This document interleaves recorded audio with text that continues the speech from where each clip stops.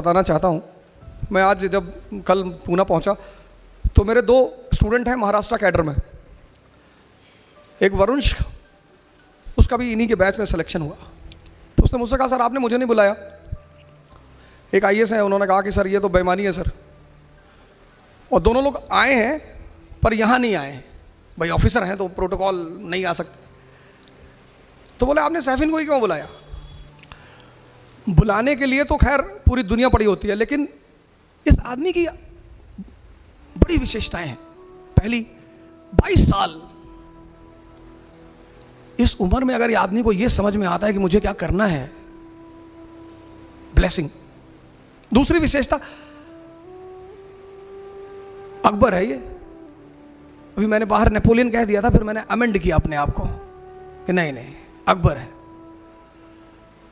हमेशा जीता। नेपोलियन तो बाद में हारा, नाम उसने भी बहुत कमाया।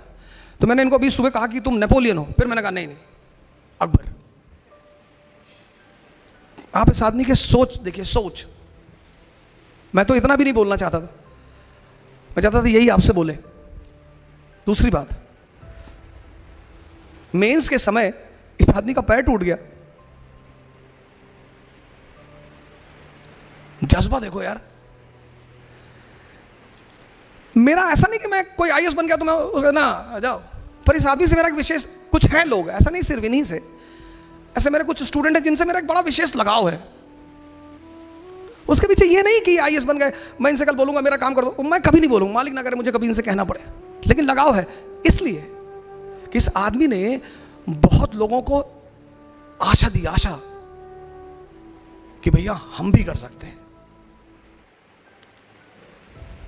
नहीं तो आदमी इतना बहाना बनाता है। मेरे दोस्त हैं, उनके भाई हैं, चपरासी हैं बैंक में, उन्होंने पढ़ाई छोड़ दी थी 10th के बाद। मैंने कहा चाचा पढ़ाई क्यों छोड़ दी? बोले हमारे पापा ने हमको साइकिल खरीद के नहीं दी। इंसान की सबसे बड़ी कमजोरी बहाने बनाना। सैफिन में और मेरे में एक चीज कॉमन है, वो मैं आपसे शेयर करूंगा। मेरी माँ लॉयर हैं, एडवोकेट। मेरे फादर पोस्ट ऑफिस में थे। हम बड़ी लोअर मिडिल क्लास से थे। तो मेरे पिताजी ने मेरी माता जी को पढ़ाया। हमारे पास 10 बीघे ज़मीन थी उस वक्त। तो 5-6 बीघे ज़मीन तो माता जी को पढ़ाने में बिक गई, 5 बची।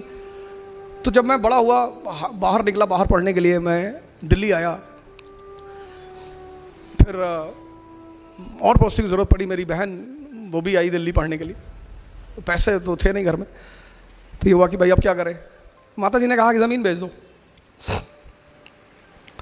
तो मेरे पापा ने कहा यार 5 बीघे और बच्चे हैं, इसको भी बेच दोगी तो खाएंगे कैसे? अबे उन्होंने कहा बेच दो यार लड़का हमारा अरबों डॉलर का, बेच दो। तो कुछ भगवान की वो थी कि मैं सुन रहा था उन दोनों आदमी की बात है। बेच दिया साहब ज़मीन। हम तो चले आए, पढ़ते रहे। तो जब मेरा आईएएस के लास्ट अटेम्प्ट में मेंस नहीं हुआ तो मेरी स्थिति एकदम, मतलब मैं उसे बयां ही नहीं कर सकता, उस पर मैं जाना ही नहीं चाहूँगा। 7 महीने बड़ी अजीब सी स्थिति में रहे, क्योंकि हम जो मिडिल क्लास के लोग हैं ना, उनके लिए ये सब तैयारी नहीं है। हमें नौकरी नहीं चाहिए, हमें जगह बनानी है। और सर अगर आपको लगता है कि ज़िंदगी में लड़ाई नहीं करनी पड़ेगी तो आप गलतफहमी में जी रहे हैं सर। लड़ना है सर, ज़िंदगी का मतलब लड़ना।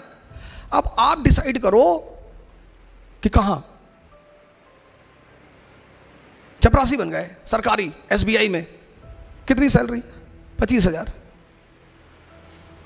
आप सोच के देखो, अगर आप में से बहुत सारे लोग होंगे जिनका महीने का खर्चा 15,000 रुपया होगा, आपका अपना। और अगर आपके घर में 3 भाई बहन हैं तो 45-50 हज़ार तो आप ही लोग खर्चा करते हो। आप सोच को देखो, अगर आपको 25,000 सैलरी मिली तो आपका घर कैसे चलेगा? वो लड़ाई नहीं है। आप कहते हो भाई साहब पढ़ाई करने में बड़ा लड़ाई करना पड़ता है। सर जिंदगी का मतलब लड़ाई है सर, लेकिन कैसे? हंस हंस के। आपने किसी को चाटा मारा, हंस रहे कि भाई साहब मजा आ रहा है, एक मार दो भाई साहब। गुस्से में नहीं मारना है। जिंदगी मतलब लड़ाई, और लड़ाई मतलब हंस हंस के लड़ना, तभी जीतोगे। फिर मैं वापस आया। फिर मेरे एक दोस्त हैं, वो कोचिंग चलाते थे इलाहाबाद में, तो उन्होंने मुझे बुलाया, बोले अवध भाई हमारे एक पुराने टीचर हैं, वो भाग गए हैं, तो आप जरा आगे पढ़ा दो। तो मेरी एक्सीडेंटल एंट्री हो गई इसमें। तो पढ़ाने लगा, तो पहले दिन मैं गया पढ़ाने, तो करीब 50-50 लड़के थे, तो उसमें आधे से ज़्यादा चले गए। मैंने कहा ये क्या हो गया यार। मेरा दोस्त भी बड़ा नाराज हुआ कि क्या पढ़ा दिए यार, सब लड़के भाग गए। फिर मेरे एक सीनियर थे, मैंने कहा यार पढ़ाया तो मैंने बहुत, बोले यही गड़बड़ कर गए, ज़्यादा नहीं पढ़ाना, थोड़ा थोड़ा पढ़ाओ।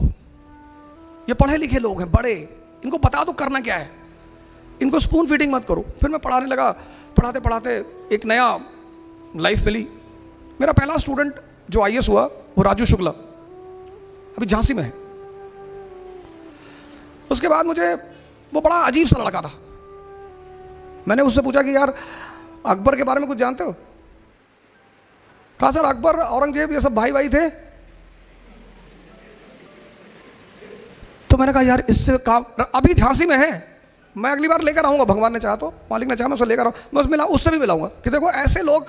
दिशा, पहली चीज मैंने आपको बताया समझना। दूसरी चीज जो मैं आपको बता रहा हूं, जिंदगी में जो सबसे इंपॉर्टेंट चीज है वो है डायरेक्शन।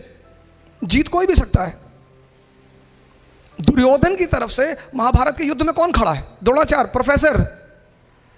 स्टूडेंट भी हार गया और टीचर भी हार गया और दोनों मारे गए। लेकिन अर्जुन की तरफ से खड़ा हुआ है कृष्ण, वो कोच है। इस फर्क को समझिएगा। कोच का काम है दिशा देना। दुनिया के जितने धर्म हैं, इस्लाम, हिंदुइज्म, जिसने, सबने गुरु को बड़ा सम्मान दिया है, बहुत। मैं कश्मीर जाता हूं तो मुस्लिम डोमिनेटेड एरिया है, लेकिन इतना वो सब सम्मान वहां पे करते हैं लोग। कहते हैं सर बड़ी इज्जत दी गई है गुरु को, इसीलिए वो दिशा दिखाता है। दिशा पहली चीज आपको समझ डेवलप करनी है। दूसरी चीज, किसी भी फील्ड में जा रहे हैं ना, उसका डायरेक्शन पता करिए। मैं हम साइफन की बात कर रहे हैं। फिर इस फील्ड में मालिक ने शायद सर पे हाथ रख दिया और कायदे की कहानी चल पड़ी। फिर मैंने कई सारी कोचिंग पढ़ा है। मैं बाद में वाजीराम में आ गया। वाजीराम में 20-20 हज़ार लड़के, और हमारा बॉस बड़ा अच्छा है। वो हमें लिफाफे में पैसा नहीं देता, बोरे में देता है। कहता बोरा ले आओ और भर लो। तो मैं अपने घर गया, तो जिनको हमने अपनी जमीन बेची थी, मैंने उनसे पूछा कितना पैसा लोगे? जितना तुम सोच सकते हो उसका डबल दूंगा, जमीन वापस कर दो। उसने कहा कि 20 लाख की है। मैंने कहा 40 ले लो, पर मेरे नाम पे कर दो। हमारे माँ बाप मतलब भगवान।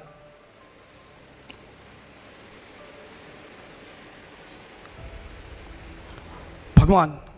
सैफिन आए, अम्मी इनकी नहीं आई किसी कारण से, मैंने बुलवाया जबरदस्ती, क्योंकि जब मैं पहली बार इनकी वीडियो देखा तो मुझे लगा यार मेरी माँ है ये। ऐसे उन्होंने भी स्ट्रगल किया, और आज उसने मतलब ऐसे मुकाम पे बिठा दिया कि आपका जो सबसे बड़ा जिम्मेदारी है दुनिया, और कोई जिम्मेदारी है ही नहीं, बाकी अपने आप चलेगी। वह जिम्मेदारी ये है कि आपके माँ बाप आप पर फक्र करें। ये बात अपनी जिंदगी में रखिए। फक्र किसी भी बात पर, किसी बात पर, कि मेरे बेटे ने हिंदुस्तान पे कब्जा कर लिया। समझिए, दिशा देखिए, दिशा। मेरे दोस्त हैं दानिश फिरोज शमसी, कहते हैं मैं नमाज कभी छोड़ता नहीं, मालिक मेरी सुनता नहीं। तू नमाज कभी पढ़ता नहीं, तेरी इतनी सुनता है, मुझे कहते हो। मैंने कहा पता क्यों सुनता है? क्योंकि अगर मैं एक ब्रेड भी खाता हूं ना सड़क पे खड़े होके, तो मैं उसको शुक्रिया कहता हूं कि तेरी मर्जी से खा रहा हूं। मालिक की सबसे बड़ी चीज क्या है? शुक्रिया।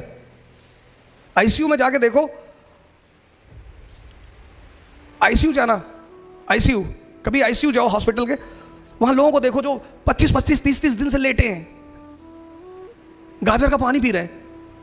तो जब बिरयानी खाओ तो आईसीयू को याद कर लो, शुक्रिया के भाव पैदा हो जाएंगे, और जैसे ही पैदा होंगे रिजल्ट मिलना शुरू हो जाएगा। दिशा, नमाज पढ़ो, पूजा करो, तैयारी करो, कुछ भी करो, दिशा। अगर दिशा सही नहीं है ना सर, आपको कहीं रिजल्ट नहीं मिलेगा।